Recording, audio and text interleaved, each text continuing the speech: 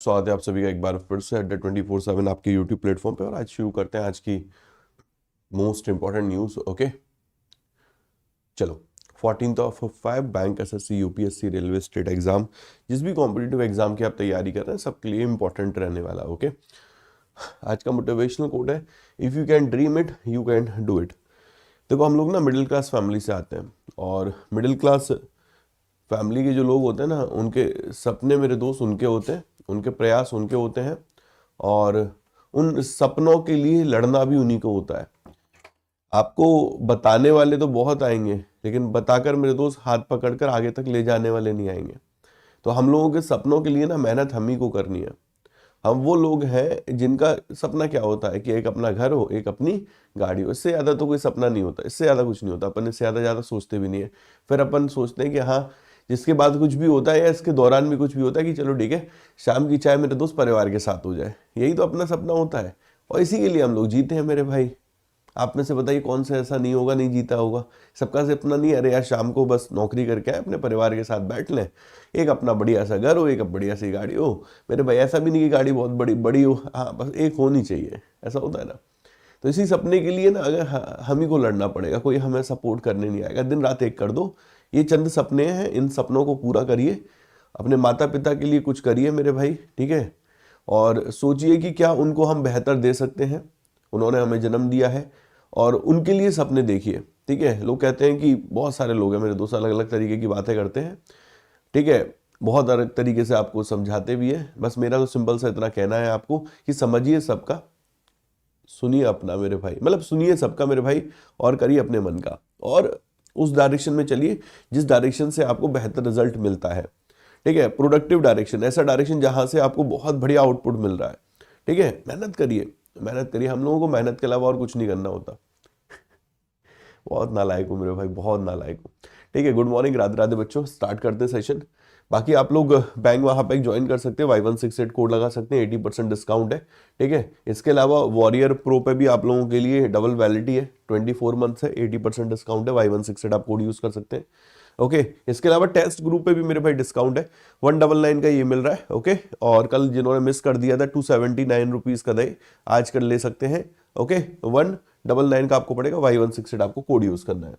कुछ एमसीक्यू से शुरुआत करेंगे, ओके। एमसीक्यूज इंपॉर्टेंट है मेरे भाई। देखते हैं आप लोग कितने पानी में। पहला सवाल देखिएगा, जरा ध्यान से देखना। पहला सवाल, which new district has been notified by government of Nagaland Nagaland with State Bank of India assigned as a lead bank responsibility. निम्न में से कौन सा डिस्ट्रिक्ट है जिसको कि अभी नोटिफाई किया गया है, ओके।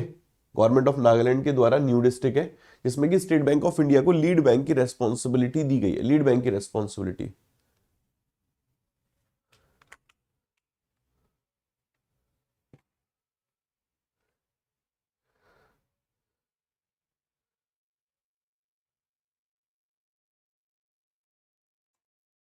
जिन बच्चों के पास टेस्ट गुरु ना, एसबीआई का जो ये टेस्ट लाइव हुआ है, ओके, इसको जरूर एक बार चेक करना मेरे भाई।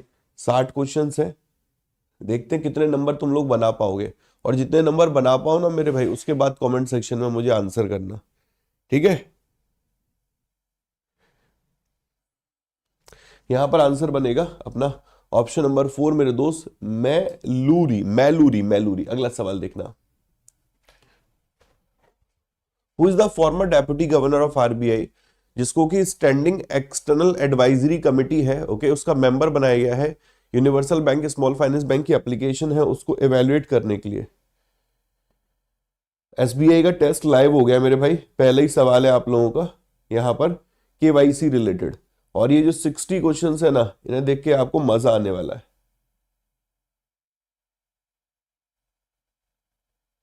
जो टेस्ट गुरु है उसमें आप लोगों के लिए एसबीआई का टेस्ट लाइव हो गया है। और जो गवर्नमेंट स्कीम का टेस्ट है, ओके, वो आप लोगों का 12 बजे के बाद तक लाइव हो जाएगा। और उसके क्वेश्चंस भी देखना, क्या बेहतरीन बेहतरीन सवाल है, ठीक है। धरती आबा योजना, मतलब एक नंबर क्वेश्चन आपको मिलेगा। इवन इस वाले से भी आपको एक स्टेटमेंट बेस्ड क्वेश्चन देखने को मिलेगा, ओके। यहां पर आंसर बनेगा अपना एम के जैन साहब, एम के जैन। नेक्स्ट, वो डेप्यूटी गवर्नर कौन है आरबीआई के जिनको मल्टीपल की पोर्टफोलियोज दी गए, जिसमें कि एक मॉनेटरी पॉलिसी डिपार्टमेंट भी है और डिपार्टमेंट ऑफ रेगुलेशन भी है। एम राजेश्वर राव साहब, टी रविशंकर, पहले यहाँ पर माइकल देवपत्रा साहब के पास था ये, अब ये एम राजेश्वर राव साहब के पास है। Okay, next, what is the theme of third edition of RBI global hackathon harbinger innovation for transformation? ये एक हैकेथॉन रही थी जिसका नाम है ग्लोबल हैकेथॉन रही थी हरबिंजर इनोवेशन फॉर ट्रांसफॉर्मेशन, और इसके थर्ड एडिशन का थीम क्या है मेरे भाई? थर्ड एडिशन का थीम क्या है? Hurry up guys.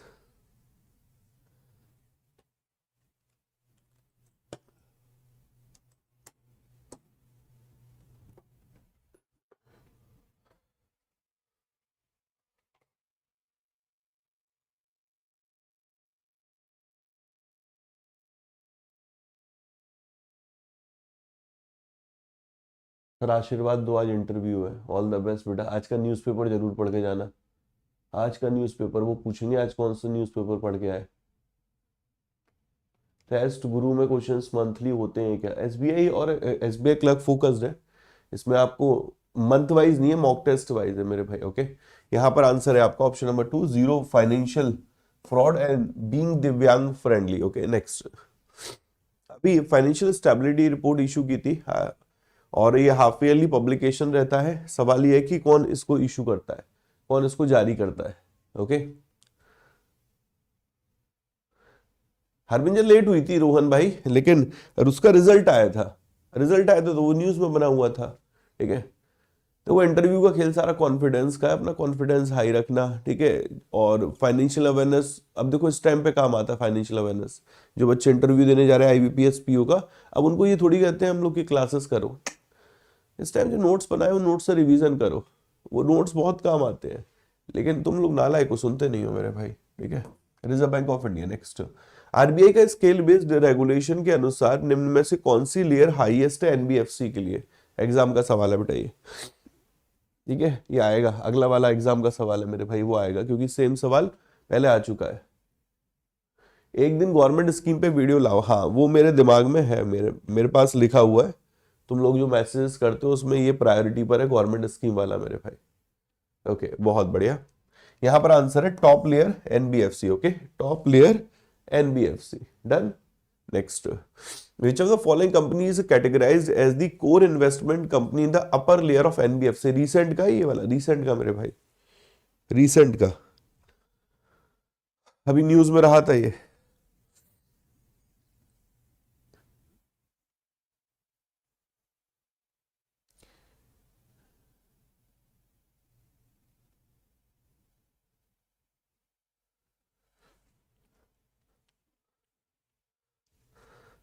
Tata Sons private limited. Okay, Tata Sons private limited. Next, what is the primary purpose of introducing beneficiary bank account name lookup facility in RTGS NEFT? Recent का ये वाला, RTGS NEFT में अभी lookup facility introduce की गई।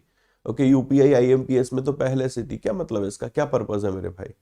Okay, है तो ये फाइनेंशियल अवेयरनेस इसके पीछे ना, एनईएफटी आरटीजीएस क्या होता है, बट अभी करंट अफेयर्स का पार्ट हो गया ना, तो एग्जामिनर यही कर रहा है। एफए बीए अभी जो न्यूज में है उनको सीए से कनेक्ट कर रहा है, या फिर जो सीए में ये आ रहे हैं इनको मेरे दोस्त ले रहा है। और हो सकता है एग्जामिनर एक स्टेटमेंट बेस्ड क्वेश्चन डाल दे और उसमें 2 पॉइंट स्टैटिक के डाल दे, 2 पॉइंट करंट के डाल दे। वो डेडली कॉम्बिनेशन है, मतलब बहुत गंदा कॉम्बिनेशन बोलूंगा मैं तो मेरे भाई, अगर ये बनता है तो। और ऐसा बना था, स्कीम में बना था। यहाँ पर लिखा था to verify the beneficiary account name before fund transfer. पैसा ट्रांसफर होने से पहले आपको ये पता चल जाएगा कि जिसके अकाउंट में आप पैसा ट्रांसफर करना चाह रहे हैं उसके अकाउंट का नेम क्या है, उसमें अकाउंट में नेम क्या है, बेनिफिशियरी अकाउंट नेम आपको शो हो जाएगा। जैसे यूपीआई अगर आप करते हो तो उसमें नाम आ जाता है आशीष गौतम, उस तरीके से। ओके, नेक्स्ट, कौन सी ऑर्गेनाइजेशन है जिसको अभी बोला गया है कि आप beneficiary account name lookup facility को डेवलप करिए और इंप्लीमेंट करिए? ठीक है, कल मैंने एक सेशन लिया था तुम लोगों के लिए। ओके, कौन सी ऐसी गलती है नहीं करनी चाहिए, बहुत बढ़िया सेशन था मेरे भाई, मेहनत करके लिया था, लेकिन उसको कम ही बच्चों ने देखा। उसमें मैंने एक चीज बोली थी कि रीड, रिवीजन, रिकॉल। सिर्फ रीड करने से काम नहीं चलेगा, रिवीजन भी करना पड़ेगा और आपको रिकॉल भी करना पड़ेगा। आप यहां तक रह जाते हो अक्सर, रीड या रिवीजन। रिकॉल करना, सोचिए कितनी मेरे को चीजें याद हैं जो मैंने पढ़ी हैं। सिर्फ रीड करके रिवीजन करने से भी नहीं होगा काम, एक हद तक होगा, लेकिन रिकॉल भी आपको करना पड़ेगा। ओके, यहां पर ये NPCI, national payment corporation of India. Next, किस डेट तक सभी बैंक्स को आरटीजीएस एनईएफटी को इंप्लीमेंट करना होगा? अच्छा, ओके, मतलब ये न्यू फैसिलिटी को कब तक इंप्लीमेंट करना होगा?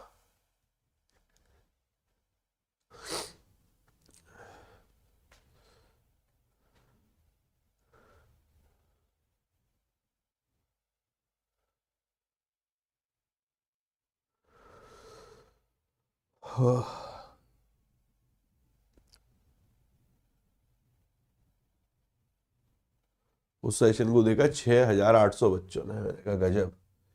1 अप्रैल 2025 मेरे भाई, ओके, 1 अप्रैल 2025। नेक्स्ट, इनमें से कौन सा बैंकिंग प्लेटफॉर्म है जो कि न्यू फैसिलिटी, जहां पर ये न्यू फैसिलिटी अवेलेबल है, लुकअप फैसिलिटी अवेलेबल है मेरे भाई? 1 अप्रैल 2025 ये डेट है, इस डेट तक सभी बैंक्स को इंप्लीमेंट करना है। बाय विच डेट, इसका मतलब इस डेट तक, इस डेट से नहीं, इस डेट तक, ओके। और अगला सवाल ये है कि इनमें से कौन सा बैंकिंग प्लेटफॉर्म है ये न्यू फैसिलिटी जहां पर अवेलेबल है मेरे भाई? ठीक है,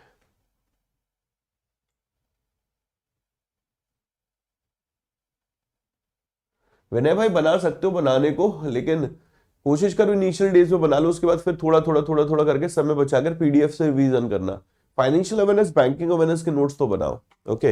इंटरनेट बैंकिंग, हाँ जी। मोबाइल बैंकिंग, हाँ जी। बैंक ब्रांच ट्रांजेक्शन, हाँ जी। All of the above, okay, all of the above. Next, जो सीआरआर अभी सेट किया गया था, इसकी डेट पूछी जा रही है मेरे भाई। लास्ट टाइम भी जब इसका चेंज हुआ था तो डेट पूछी गई थी, मैंने आपको बताया भी था, शायद 22 तारीख थी जब लास्ट टाइम शायद रिडक्शन हुआ था, बढ़ा था, ऐसा कुछ था मेरे भाई। अब सीआरआर को जो घटाया गया था, ये 4.5% से घटाकर 4% पे लाए थे। और मेरे शब्दों को याद रखना, एग्जामिनर इसकी डेट पूछने वाला है।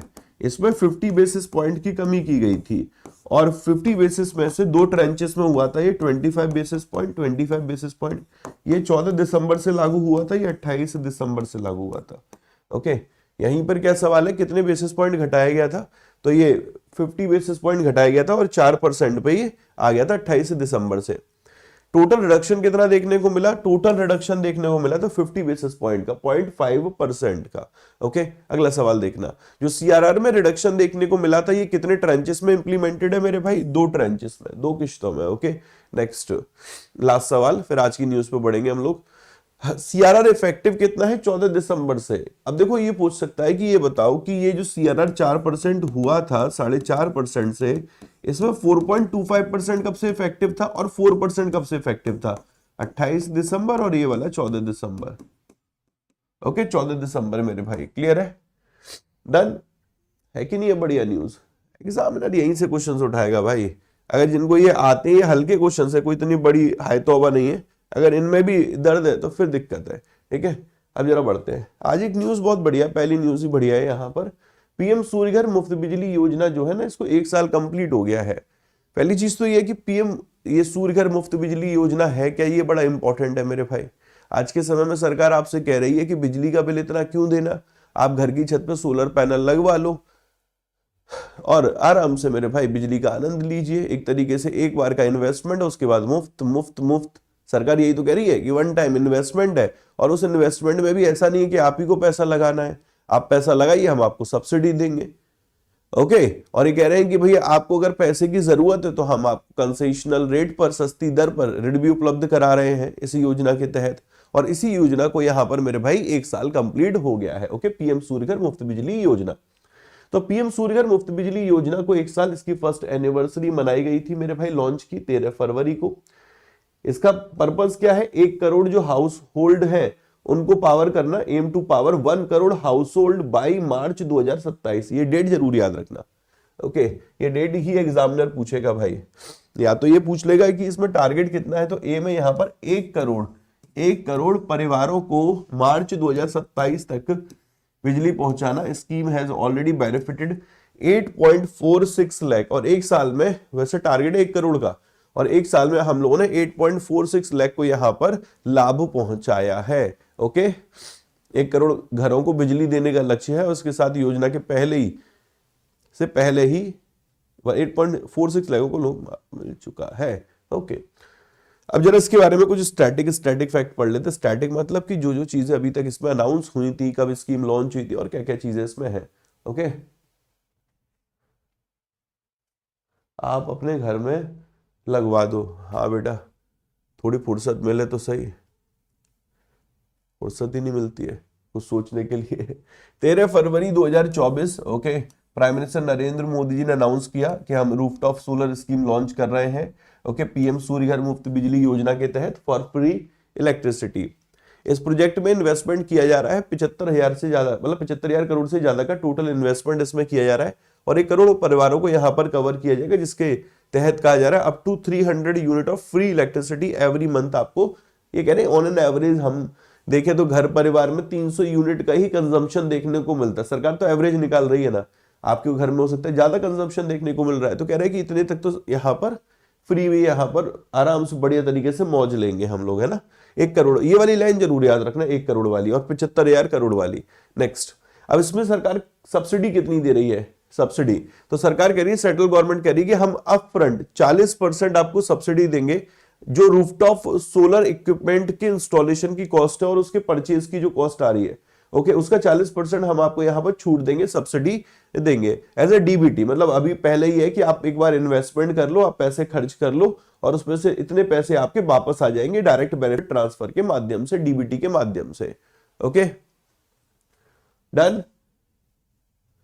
किसी रीजन से 10 दिन तक करंट अफेयर्स नहीं लगा पाया, मंथली करंट अफेयर्स से कर लेना बेटा, या तो फिर एक एक क्लास पीछे जाके डाउनलोड करके उसको पढ़ो।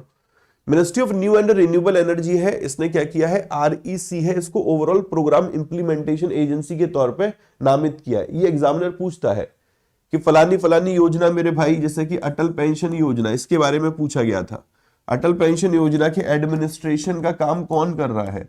ओके, ये अपने होमवर्क में लिख लो। अब वैसे यहां पर ministry of new and renewable energy ने आरईसी को बोला है कि बेटा आरईसी सुनो जरा, हाँ बताओ जरा, ऐसा करोगे? मैंने कहा क्या करेंगे भैया, आप इंप्लीमेंटिंग एजेंसी के तौर पे काम करोगे इस प्रोग्राम के लिए, पीएम सूर्य घर मुफ्त बिजली योजना के लिए? हाँ हाँ, क्यों नहीं।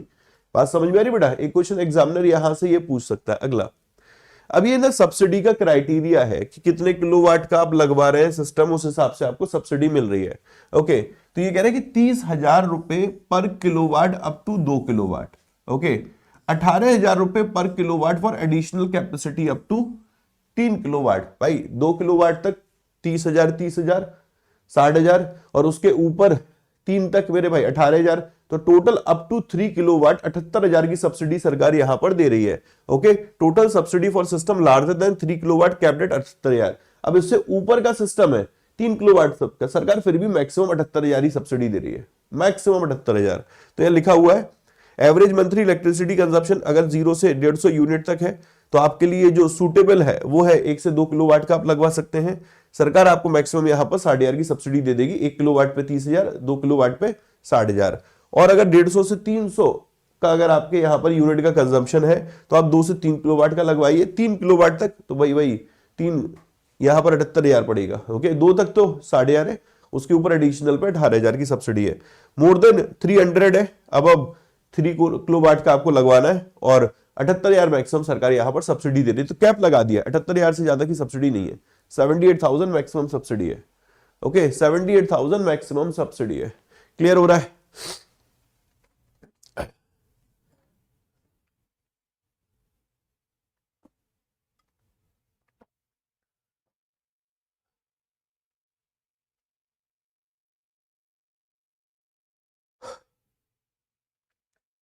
ये क्वेश्चन अपने होमवर्क में लिखना मेरे भाई।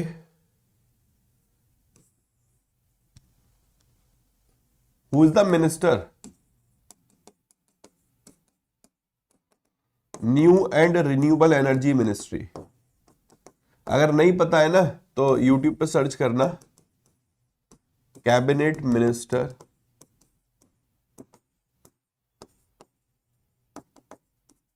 बाय आशीष गौतम। 15 से 20 मिनट का एक वीडियो आएगा। ओके, फटाफट फटाफट उसको थोड़ा स्पीड बढ़ाकर देख लेना, 15 मिनट में खत्म हो जाएगा।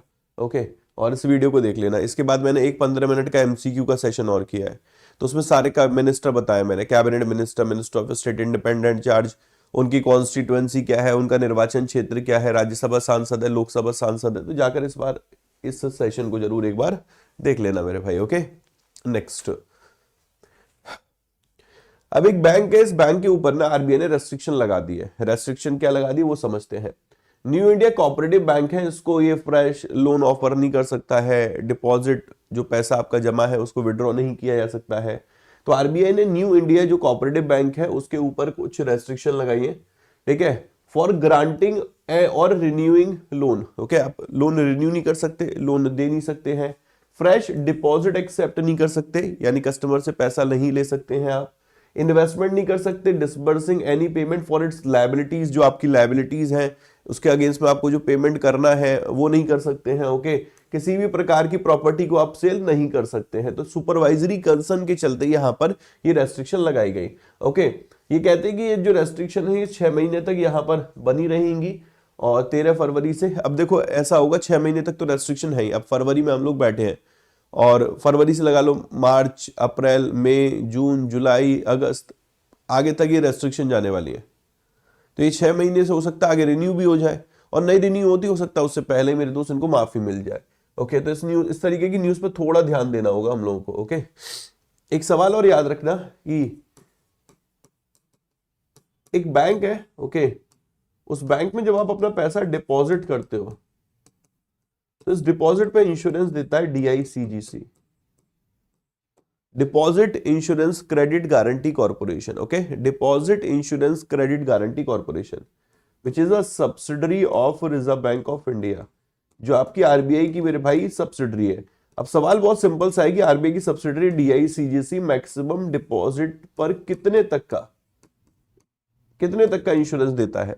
तो earlier limit was 5 lakh, now it is earlier limit was 1 lakh, now it is 5 lakh, और ये लिमिट है मेरे भाई ये 5 लाख है। ओके, आरबीआई ने कोटक महिंद्रा बैंक, अभी न्यूज में रहा था मेरे दोस्त, कोटक महिंद्रा बैंक, इसके ऊपर से रेस्ट्रिक्शन हटा दी है, जिसके ऊपर रेस्ट्रिक्शन लगाई थी ना, ओके, कि आप न्यू कस्टमर को ऑनबोर्ड नहीं कर सकते हो, अब वो रेस्ट्रिक्शन यहां पर से हटा दिए, तो इनको ग्रीन सिग्नल मिल गया है। रिजर्व बैंक ऑफ इंडिया, इसके जो गवर्नर हैं वो है संजय मल्होत्रा। ओके, इनकी अध्यक्षता में अभी एक मीटिंग रही थी, वो मीटिंग रही थी आरबीआई की मॉनेटरी पॉलिसी कमेटी की। ओके, जो मॉनेटरी पॉलिसी कमेटी है उसकी ये इस साल की 6th bimonthly monetary policy review रहा था। इसमें कुछ बड़े बड़े डिसीजन लिए गए, जैसे कि जो रेपो रेट है, इस रेपो रेट को 6.25% पे ले आए हैं, 0.25% इसमें कमी की गई मेरे भाई।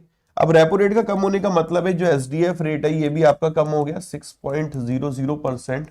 इवन जो मार्जिनल स्टैंडिंग फैसिलिटी है ये भी कम हो गया 6.50%। एंड मेरे दोस्त बैंक रेट है ये भी आपका कम हो गया 6.5% पे। ओके, सारे एक दूसरे से लिंक चल रहे हैं। इसके अलावा हम लोगों ने पढ़ा था कि ये जो मॉनेटरी पॉलिसी कमेटी है इसने एक और चीज कही कि जो जीडीपी का हमारा अनुमान है 25 और 26 के लिए वो हमारा 6.7% है नेक्स्ट फाइनेंशियल ईयर के लिए, और जो सीपीआई का अनुमान है वो 4.2% का है, कि हमने इतना प्रोजेक्ट किया है कि महंगाई को इतने प्रतिशत पे ले आएंगे और जीडीपी को इतने प्रतिशत पे लाने का इन्होंने लक्ष्य रखा है। इसके अलावा और क्या याद रख सकते हो, इन्होंने कहा है कि cyber security, okay, cyber security को मद्देनजर रखते हुए हम 2 डोमेन लेकर आ रहे हैं, एक fin.in और एक bank.in। अगर मैं कहीं गलत हूं तो करेक्ट कर देना। bank.in is for bank, and मेरे दोस्त जो नॉन बैंक एंटिटीज हैं, ठीक है, नॉन बैंक एंटिटीज, उनके लिए यहां पर ये fin.in है। ओके, नॉन बैंक एंटिटीज के लिए fin.in।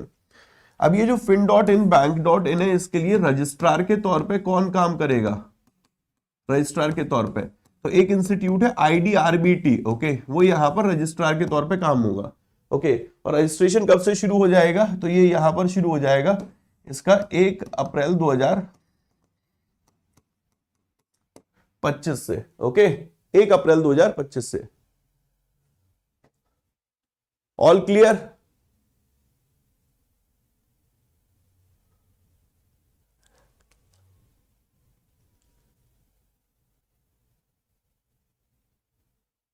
IDRBT पुराना नया इंट्रोड्यूस नहीं है भाई, इसने जो इस बार मॉनेटरी पॉलिसी कमेटी में स्टैंस रखा है वो कैसा रखा है, न्यूट्रल। न्यूट्रल का मतलब होता है फ्लेक्सिबल, हम रेट बढ़ाने घटाने पे तैयार है मेरे भाई। ओके, और सोचिए और क्या है, मॉनेटरी पॉलिसी कमेटी में कुल मिलाकर मेरे भाई 6 मेंबर होते हैं। अब इन 6 मेंबर में 3 मेंबर होते हैं रिजर्व बैंक, अब तो रट गया होगा ये वाला, ठीक है। 3 आरबीआई के कौन से, यहाँ पर राजीव रंजन है, संजय मल्होत्रा है, और कौन है मेरे भाई, एम राजेश्वर राव है।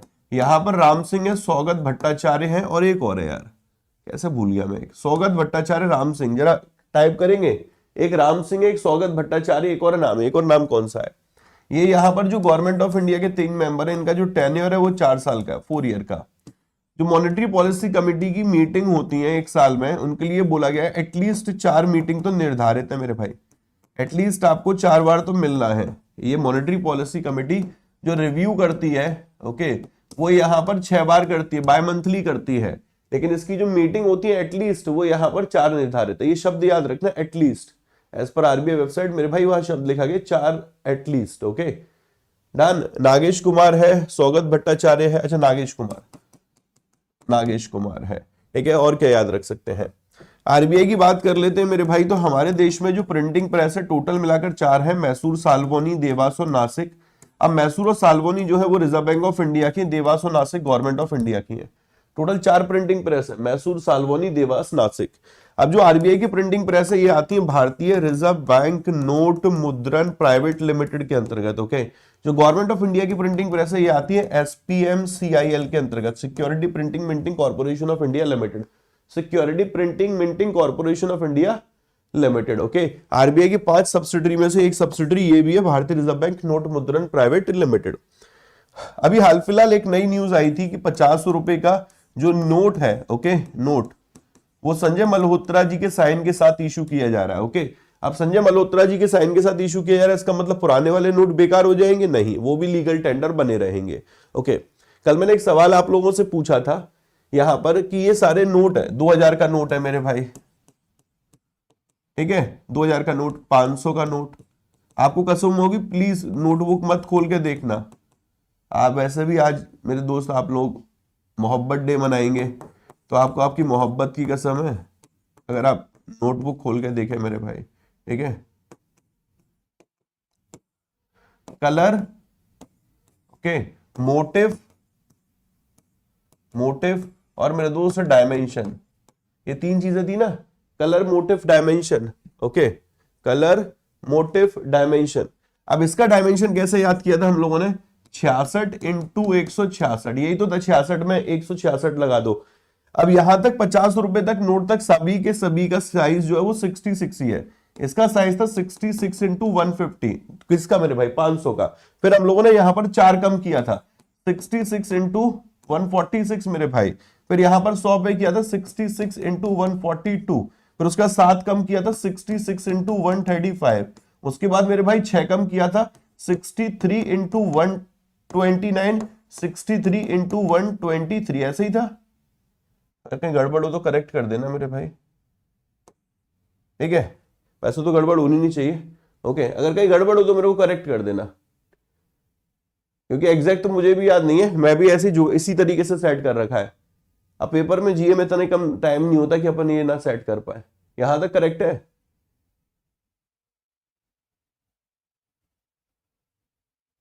मुझे 10 रुपए का तो याद है, चॉकलेट ब्राउन, ओके। 10 रुपए का जो कलर है वो है चॉकलेट ब्राउन, ओके। 2000 रुपए का कलर है मजेंटा, 500 रुपए का है stone grey, okay, stone grey, ठीक है। 200 में और 20 में मुझे इतना याद है येलो जरूर लगा हुआ है, कहीं ग्रीनिश येलो है, कहीं मेरे दोस्त ब्राइट येलो है, ओके। 100 रुपए का कलर जो है वो लेवेंडर है। 50 रुपए का कलर क्या था, फ्लोरोस्केंट ब्लू। कहीं गलत हो तो करेक्ट करते चलना मेरे भाई, ठीक है। ऑल ओके यहां तक? 66 × 150, 500, all correct, yes, all correct, all correct, all correct.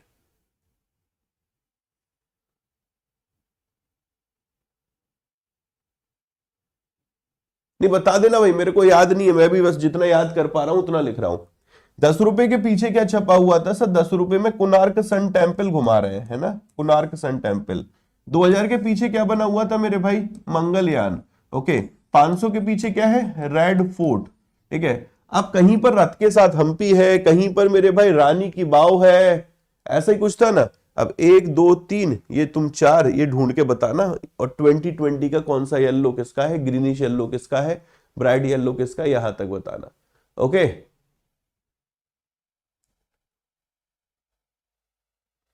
अब मैंने एक लाइन बोली थी ना, read, revision, recall.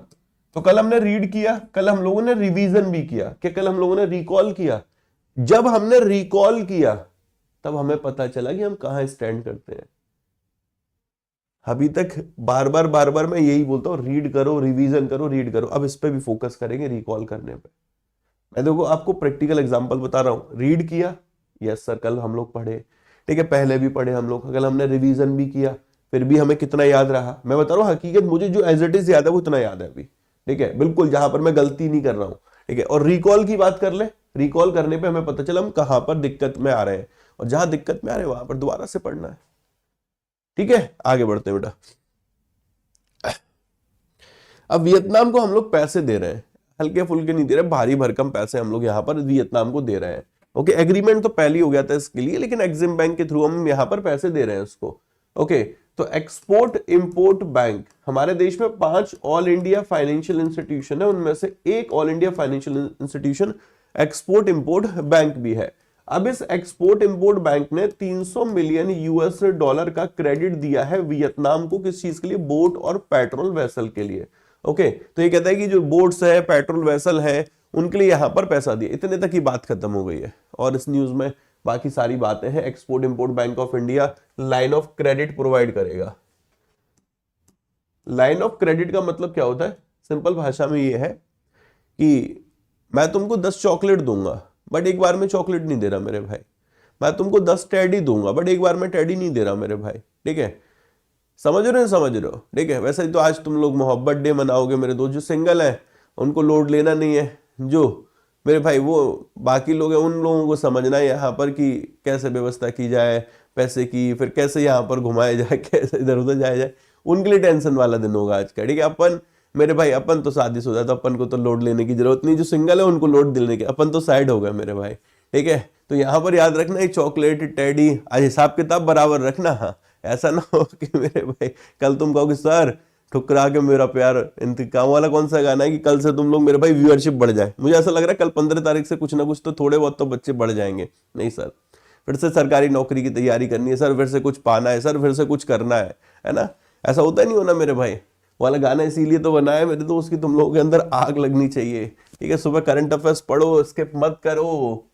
Export import bank of India provide करेगा line of credit. Line of credit का मतलब एक अमाउंट निर्धारित कर दिया, और ये आपको मेरे भाई मिलता रहेगा, एक बार में नहीं, धीरे धीरे मिलता रहेगा। 300 मिलियन यूएस डॉलर दिया जा रहा है वियतनाम को, हाई स्पीड गार्ड बोट्स और ऑफशोर पेट्रोल वेसल है इनकी खरीद के लिए। Okay, done.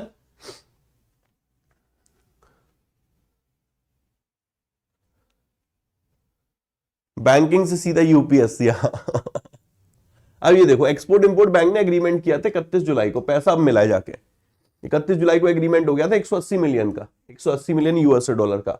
और बैंक ने एक और एग्रीमेंट किया था यहां पर 120 मिलियन यूएस डॉलर का। तो 120 और 180 मिलाकर यहां पर हो गया टोटल 300 मिलियन यूएस डॉलर, ठीक है। वियतनाम के साथ भारत की एक्सरसाइज होती है विनबैक्स, VINBEX, विनबैक्स मेरे भाई। वियतनाम की कैपिटल है हनोई, करेंसी वहां पर डोंग चलती है। ओके, ये बातें याद रखना। नेक्स्ट, आरबीआई ने एक टेम्सेक सब्सिडरी है, इसको अलाउ किया है कि आप एयू स्मॉल फाइनेंस बैंक में जो आपकी हिस्सेदारी उसको 7% तक बढ़ा सकते हो। एयू स्मॉल फाइनेंस बैंक वैसे भी खुद में न्यूज में चल रहा है मेरे भाई, इसको भी समझ लेते हैं।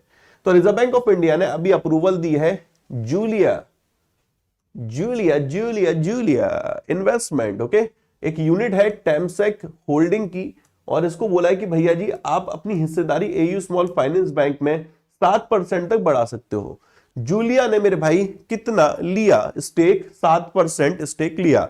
तो जूलिया के पास पहले था 1.37% stake AU small finance bank में, अब जूलिया ने कितना लिया, 7% तक स्टेक ले लिया मेरे भाई। ओके, तो याद रहेगा जूलिया ने कितना स्टेक लिया, 7%। आयुषी कह रही है सर इंटरव्यू के लिए आशीर्वाद दीजिए। अरे मैं क्यों अकेले, सभी बच्चे, जितने भी बच्चे इंटरव्यू के लिए जा रहे हैं चैट बॉक्स में लिखे Radhe Radhe, all the best बच्चों, ठीक है। ऊपर वाले का नाम लेके जाइए कि प्रभु मैंने तो अपनी तरफ से सब कुछ किया है, मैंने प्री क्लियर किया, मैंने मेंस क्लियर किया, अब मैं इंटरव्यू के लिए जा रहा हूं, ठीक है, और बस अपना आशीर्वाद बनाए रखिएगा, तैयारी बेहतर है, बस आप कोशिश करिएगा कि सारी चीजें बेहतर रहें।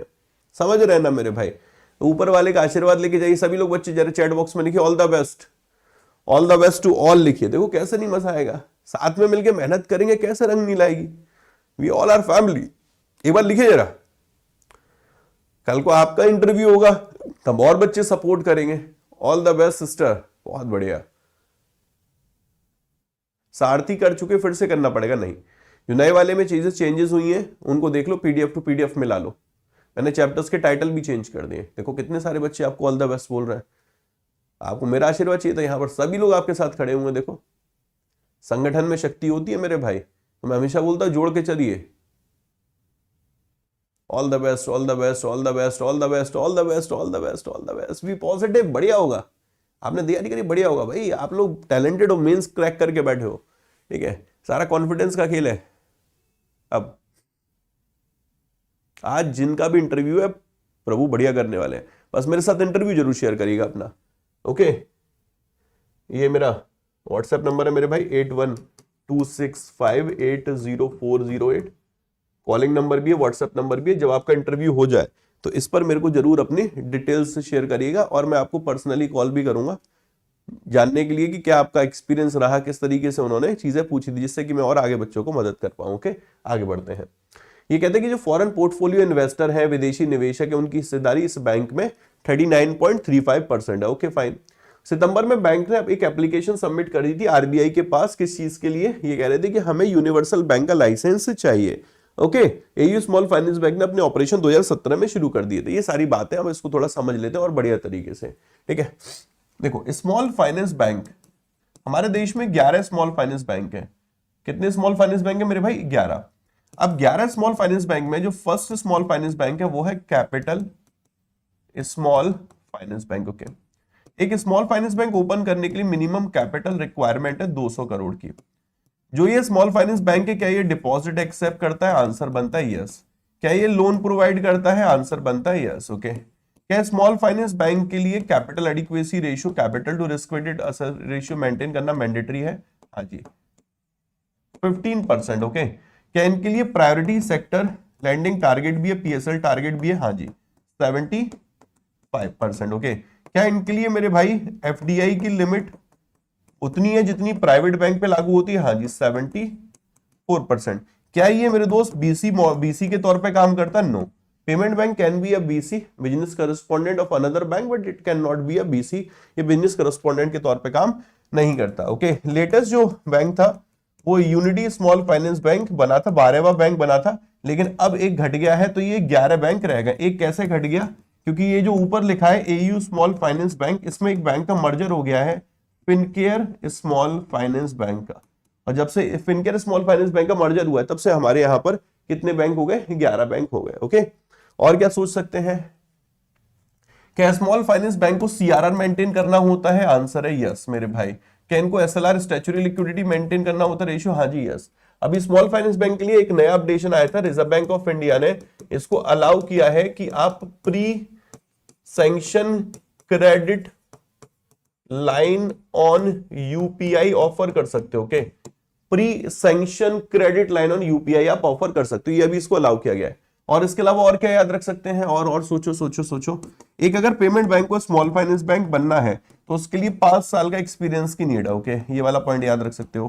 कोई अर्बन कोऑपरेटिव बैंक को अगर स्मॉल फाइनेंस बैंक बनना है तो मिनिमम कैपिटल रिक्वायरमेंट 100 करोड़ है, और विद इन अ 5 ईयर मेरे भाई इसको बढ़ाकर कितना करना पड़ेगा? 200 करोड़ करना होगा। इसके अलावा और क्या पॉइंट थे? इसके अलावा हाँ, एक पॉइंट और था, ये स्मॉल फाइनेंस बैंक से अगर यूनिवर्सल बैंक बनना है तो यार अभी ना एक्चुअल में एक बैंक का मैंने नाम बताया एयू, अभी हाल फिलहाल एक बैंक और न्यूज में रहा था जिसके बोर्ड ने मंजूरी दे दी है कि वो अप्लाई कर सकता है स्मॉल फाइनेंस बैंक लाइसेंस से यूनिवर्सल बैंक लाइसेंस के लिए। सिंपल, यूनिवर्सल बैंक बनना चाहता एक और small finance bank. AU already इस लिस्ट में था, एक और लिस्ट में आ गया है। क्या नाम है उसका? क्या नाम है उसका? प्लीज चैट बॉक्स में आंसर करिएगा मेरे भाई। यहां पर आते हैं स्मॉल फाइनेंस बैंक से यूनिवर्सल बैंक बनने के लिए कुछ शर्तें हैं। शर्तें ये है कि 5 साल का ट्रैक रिकॉर्ड होना चाहिए, 5 साल का एक्सपीरियंस आपको होना चाहिए, शेड्यूल्ड बैंक स्टेटस आपके पास होना चाहिए, मिनिमम कैपिटल रिक्वायरमेंट यहां पर 1000 करोड़ है। ओके, आपको स्टॉक एक्सचेंज में खुद की लिस्टिंग करानी पड़ेगी। ओके, रिकॉग्नाइज स्टॉक एक्सचेंज में। Gross NPA ratio less than equal to 3%, net NPA ratio मेरे भाई यहां पर लेस देन इक्वल टू 1% होना चाहिए, मतलब नेट एनपी रेशियो 1% या उससे कम होना चाहिए और ग्रॉस एनपी रेशियो 3% या उससे कम होना चाहिए। ओके, और क्या बोला था स्मॉल फाइनेंस बैंक के लिए, आपको CRAR मेरे दोस्त जो रिक्वायर्ड है उतना मेंटेन करके चलना है, जैसे 15% इनके लिए रिक्वायर्ड है, ये मेंटेन करके चलना है। और क्या और क्या था यार, आशीष भूल कैसे सकता है, बाकी के जो पॉइंट है वो आप लोग बताओगे।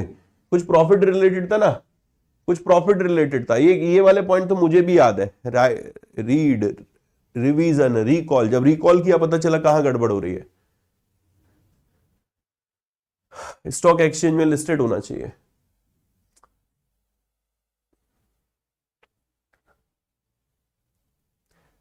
इसके अलावा जो पॉइंट बचते हैं वो आप लोग मेरे भाई बताना। Okay, Ujjivan small finance bank, yes Ujjivan small finance bank ने भी अप्लाई किया है। ओके, चलो आगे बढ़ते हैं।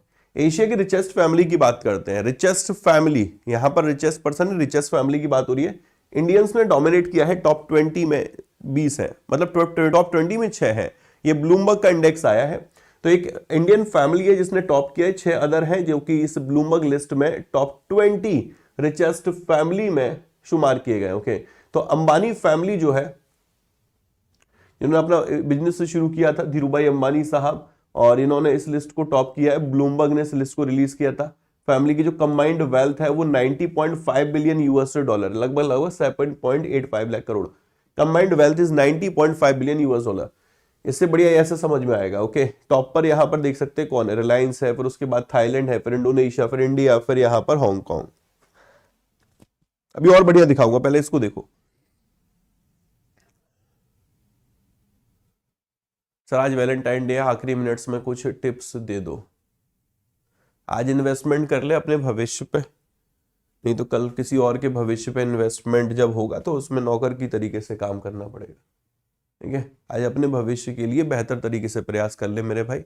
मम्मी पापा ने तेरे से उम्मीद की हुई है, ये वैलेंटाइन डे तो 365 दिन मना लियो। ठीक है, एक बार समय निकल जाएगा ना तो उसके बाद फिर वैलेंटाइन डे भी कैसे मनाए इसके बारे में सोचना पड़ता है। मम्मी पापा के सपने उनको पूरा करो। एक दिन की बात थी, बड़ा बढ़िया मेरे दोस्त, मतलब कि कंपनी की रिस्पेक्ट आपकी नज़रों में और बढ़ जाती है मेरे भाई। तब वो दिन शुरू के दिन थे, ठीक है, तो वैलेंटाइन डे का दिन था, सर की तरफ से फ़ोन आता है, कहते हैं कि आज आपको अपने पेरेंट्स को लेके कहीं बढ़िया जगह जाना है। मैंने कहा क्यों नहीं चले जाएंगे, बिल्कुल चले जाएंगे मेरे भाई। तो स्पेशली मेरे दोस्त कंपनी ने बोला था, और हम लोग, और कंपनी ने ही कहा कि जितनी भी खर्चा होगा वो हम देंगे।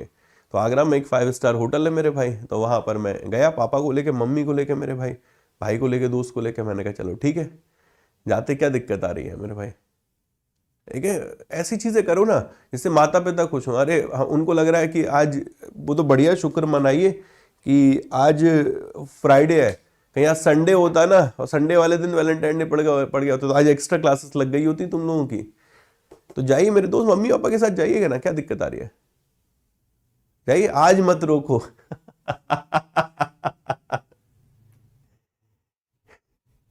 इधर आओ, ये देखो, यहां से थोड़ा बढ़िया समझ में आएगा। पहले नंबर पे अंबानी साहब है, ठीक है, अंबानी फैमिली। दूसरे पे यहां पर मिस्त्री, okay, Shapoorji Pallonji group company. Okay, इनकी वेल्थ है 37.5 बिलियन $। देखो आधी से भी कम है ये, जो वैसे चौथे नंबर पे इस लिस्ट में।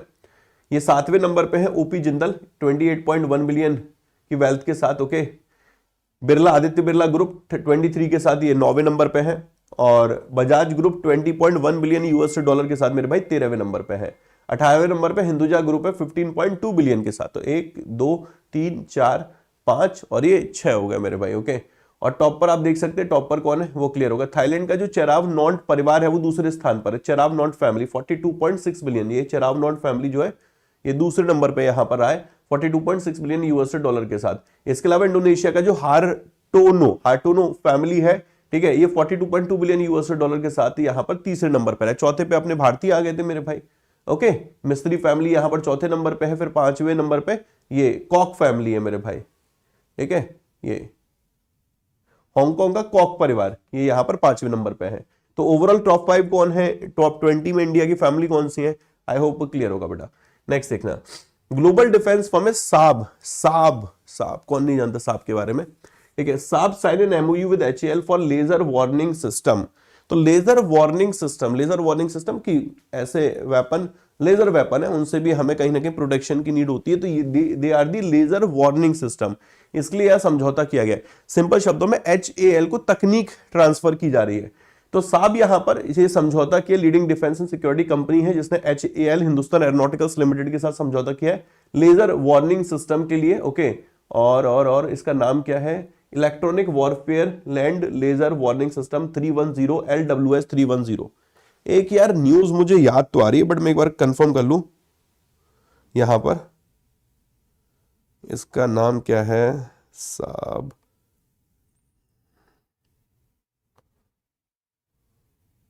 100% एफडीआई वाला, जहां तक हाँ, Sweden company sag bag 100% FDI in defence project 2023 की न्यूज है।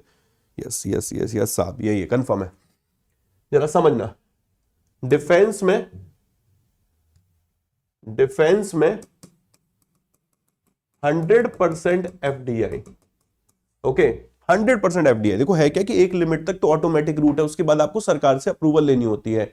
तो इकलौती संस्था है ये स्वीडन की जिसको कि अभी एक 100% एफडीआई के साथ इंडिया में एंट्री करने में मदद मिली थी। एक कंपनी थी फ्रांस की जिसने अप्लाई किया था बट वो तो रिजेक्ट हो गई थी, उसकी एप्लीकेशन को सरकार ने रिजेक्ट कर दिया था। ये जो साब है मेरे दोस्त संस्था है, इस कंपनी को अलाउ किया गया था कि आप अपना 100% इन्वेस्टमेंट के साथ इंडिया में एक सेटअप कर सकते हो। और ये रॉकेट लॉन्चर के लिए किया था, उसका नाम और मेरे को देखना पड़ेगा मेरे भाई, नाम बड़ा इंटरेस्टिंग था, बड़ा बढ़िया था, रॉकेट लॉन्च कर सकते थे। 2023 की न्यूज धुंधली याद आ रही है, इसके बारे में मैं एक बार और पढ़ूंगा, फिर तुम लोगों को करेक्ट करूंगा, पीडीएफ में ऐड कर दूंगा, ठीक है, इस न्यूज के बारे में। थोड़ा ये एफडीआई बारे में भी हम लोग पढ़ लेंगे। आयुष मिनिस्ट्री ने टाइप किया इंडोनेशिया के साथ ट्रेडिशनल मेडिसिन की क्वालिटी को इंप्रूव करने के लिए। असल में हुआ क्या है कि ये एक स्टेटमेंट आया मिनिस्ट्री ऑफ आयुष की तरफ से, और मेरे लिए ये न्यूज इसलिए इंपॉर्टेंट हो गई क्योंकि इसको शायद हम लोगों ने कवर नहीं किया था। तो ये कल की बात है, मिनिस्टर ऑफ आयुष है प्रताप राव गणपत राव जाधव साहब। उन्होंने कहा है कि हमने मिनिस्ट्री ऑफ आयुष ने इंडोनेशिया के फूड एंड ड्रग अथॉरिटी के साथ एक समझौता किया है, किस चीज के लिए, जो ट्रेडिशनल मेडिसिन है उनकी क्वालिटी को बूस्ट करने के लिए।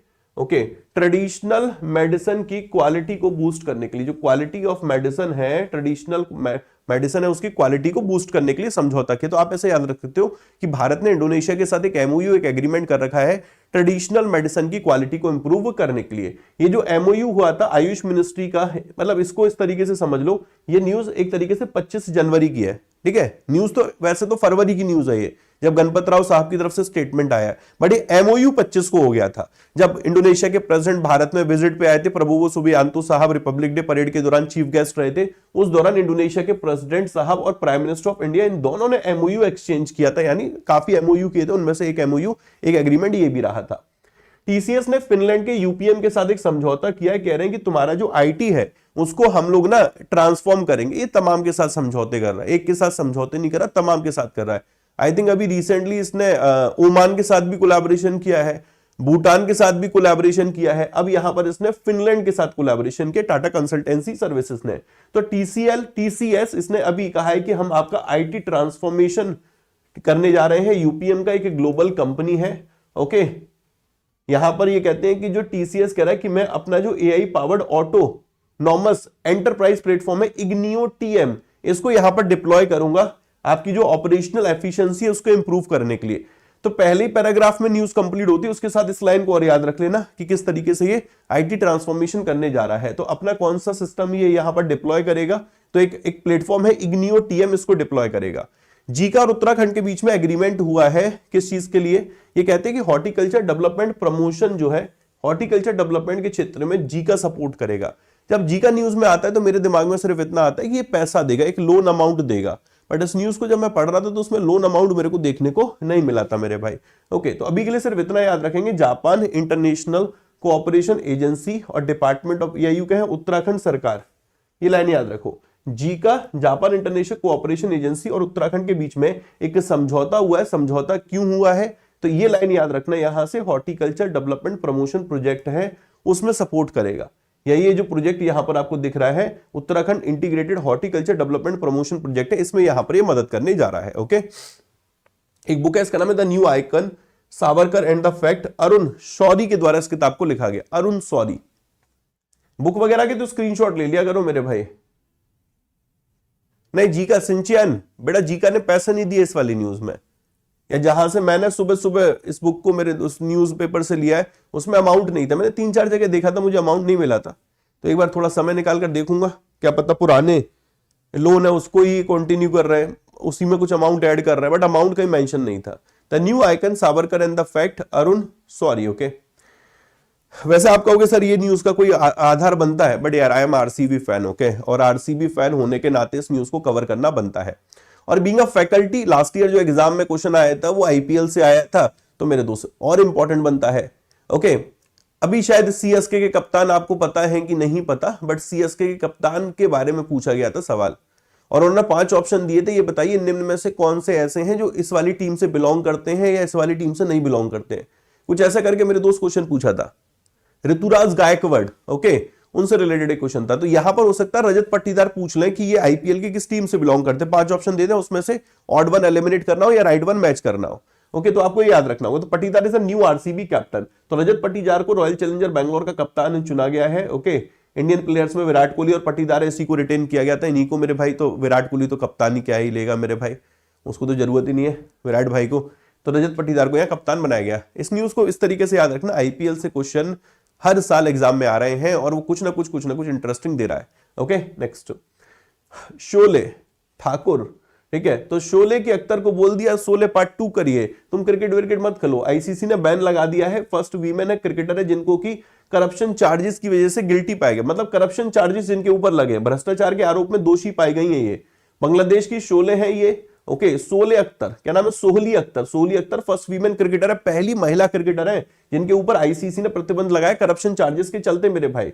ओके, फिक्सिंग मैच, अब ये सब पढ़ सकते हो। 2023 का वीमेन T20 वर्ल्ड कप के दौरान मैच फिक्स करने का प्रयास करने का दोषी पाया गया था इनको। ठीक है, इस बार मुंबई इंडियंस जीतेगा, नहीं इस बार आरसीबी जीतना चाहिए। ठीक है, तो ये रहा ओवरऑल सेशन। आई होप आपको बढ़िया लगा होगा मेरे दोस्त। बैंक महापैक ज्वाइन कर सकते हैं आप लोग, ठीक है। और देखो सिंपल सी बात है, this is an investment. Bank महापैक इन्वेस्टमेंट के तौर पे देखो, हमारे टाइम पे तो ये सुविधाएं नहीं थी, आपके टाइम पे तो है। आज इन्वेस्टमेंट करो, कल रिफंड करा लो, सिंपल सी बात है। आज इन्वेस्टमेंट करो, कल रिफंड करा लो मेरे भाई। 12 महीने का बैंक महापैक 2631 का मिल रहा है, कोई इतनी बड़ी बात भी नहीं है। जो बिल्कुल शून्य पे बैठे वो एटलीस्ट 18 महीने 27 महीने के साथ जाइए। ओके, और ये इन्वेस्टमेंट है, इसमें आपको बैंक की सभी फैकल्टीज की सभी क्लासेस, ओके, इंश्योरेंस की सभी फैकल्टी की सभी क्लासेस बैंक महापैक में, टेस्ट सीरीज, ई बुक, सब कुछ आपको मिल रहा है। ठीक है, ऐसा फ्री इंटरव्यू बैचेस मिल रहे हैं आपको, फ्री में मेरे भाई डिस्क्रिप्टिव क्लासेस आपको मिल रही हैं, और 100% रिफंडेड है, 100% इंक्लूसिव ऑफ ऑल टैक्सेस, बशर्ते आपने कोड यूज किया हो Y168। अब ये बैंक महापैक है। अगर आप bank RBI grade B, NABARD से भी, सिडबी की तैयारी करो, बैंक महापैक प्लस है मेरे भाई। अगर आप ये सोच रहे हो कि नहीं यार मेरे को तो बिल्कुल शून्य पे बैठा हुआ, मुझे तो ना प्रिंटेड बुक भी चाहिए, तो बैंक महापैक प्लस प्रिंटेड बुक अलग अलग लोगे, महंगा पड़ेगा, तो बैंक महापैक विद सिलेक्शन बॉक्स ले लो। इसमें बैंक महापैक भी और प्रिंटेड बुक भी है, इसको ले लो मेरे भाई, सिलेक्शन लो, इसको रिफंड कराना 100% होगा, बुक के साथ जो प्राइस होगा वो रिफंड होगा मेरे भाई। बात समझ में आ रही है? Y168 पर कोड लगा लेना, एप्लीकेशन पे जाना, स्टोर में जाना, वहां एक बाय डिफॉल्ट एक कोड लगा होता है, वो 78% देगा, ये आपको 2% एक्स्ट्रा डिस्काउंट देगा, प्लस कॉइन सेलेक्ट कर लेना। ठीक है, इसके अलावा जो बच्चों को सिर्फ जीए पढ़ना है, जिनको फाइनेंशियल अवेयरनेस की क्लासेस पढ़नी है, जिनको मंथली करंट अफेयर पढ़ना है, जिनको एमसीक्यू करने हैं, इसमें तो अब टेस्ट सीरीज भी ऐड कर दी है। Yes, weekly current affair test भी ऐड कर दिए हैं। तो आप देखेंगे जनवरी के आपको 200 क्वेश्चन मिल रहे हैं, जाकर चेक करिए, टेस्ट लगाइएगा मेरे भाई। ऐसी फरवरी के मिलेंगे, पूरे साल का मिलेगा आपको। तो ये 5 बैचेस तो थे, यहां पर आप मंथली करंट अफेयर टेस्ट भी ऐड कर दिए हैं, तो जाकर उसे ज्वाइन करिए। इसके प्राइस भी आप लोगों के लिए 1420 कर दिए, 80% डिस्काउंट, Y168 आप कोड लगा सकते हैं। ये बैच आपका इन सब का पार्ट है, इन सब का। अगर इनमें से आप कुछ भी लेते हैं तो यहां पर इन्वेस्टमेंट करते, तो यहां पर आपको ये बैच मेरा वॉरियर प्रो मिलेगा। जिनको सिर्फ जीए पढ़ना है, वन टाइम इन्वेस्टमेंट है, 24 महीने तक इसकी जितनी भी सीरीज आएंगी, सारथी 2.0, 3.0, 4.0, 5.0, वो मिलता रहेगा। मंथली करंट अफेयर्स जैसे जैसे आएगा वो मिलता रहेगा मेरे भाई। ओके, पिछले साल के भी करंट अफेयर्स इसमें एडेड है, और पिछले साल का जो सारथी बैच है वो भी इसमें एडेड है। तो जिनको रिकॉर्डेड भी देखना है वो देख सकते हैं। ओके, ये रनिंग में चल रहा है। ये बाकी टेस्ट गुरु है, ये किसी महापैक का पार्ट नहीं है, ये किसी वॉरियर प्रो का पार्ट नहीं है, ये किसी प्राइम टेस्ट पैक का पार्ट नहीं, दिस इज इंडिपेंडेंट। ओके, इसके प्राइस है 279, बट अभी आज ऑफर में मेरे भाई आपको ये पड़ेगा 199 का। ओके, ये कोड आप यूज करना। इसमें ये है कि एसबीआई क्लर्क मेंस के टेस्ट है, एसबीआई पीयू मेंस के टेस्ट है, जनरल अवेयरनेस के, RBI government scheme, SBI PO का जो टेस्ट आज लाइव हुआ है उसको चेक करना जाके, जो ये आज गवर्नमेंट स्कीम का आज लाइव होने वाला है इसको चेक करना, नहीं मजा आ जाए ना 60 क्वेश्चन इसके और 15 क्वेश्चन इसके, अब आप देखिएगा मेरे दोस्त, आपको दिखेगा कि आशीष भाई वहां पर मेहनत कर रहे हैं, मेरे शब्द आपके कानों में गूंजेंगे मेरे भाई, ठीक है। और इसके अलावा यहां पर statement based current affair test है, ये भी आज शाम तक लाइव हो जाएगा। ओके, तो ये सारे टेस्ट है यहां पर। इसके अलावा हमने जो नया ऐड किया वो ये है, ये आप लोगों के लिए कॉम्प्लीमेंट्री है, ये बेसिकली इसका पार्ट नहीं था बट प्री एग्जाम है, तो मैंने यहां पर full length mock test add कर दिए, एसबीआई प्री के और एसबीआई पीओ प्री के और एसबीआई क्लर्क प्री के 10-10 टेस्ट, तो ये भी आप अटेम्प्ट कर सकते हैं। ओके, चलिए बाबा टेक केयर, राधे राधे बच्चों, अपना ख्याल रखिए, खुश रहिए और चैनल को सब्सक्राइब करिए। सिलेक्शन आपका भी दूर नहीं है, बशर्ते आप लगातार चलते रहिए। ओके, राधे राधे।